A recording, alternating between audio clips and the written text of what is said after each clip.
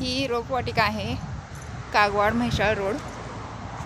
इथं सगळ्या प्रकारची फळांची फुलांची रोपं व्यवस्थित रिटेल दरमध्ये मिळतात. विक्रीसाठी आहेत, फळं पण आहेत. पलीकडे पेरूची बाग आहे, बघू शकता तुम्ही. प्रत्येक प्रकारची झाडं आहेत इथं, फळांची पण. इथं कृष्णवेल पण आहे. प्रत्येक प्रकारची झाडे भेटतील इथं.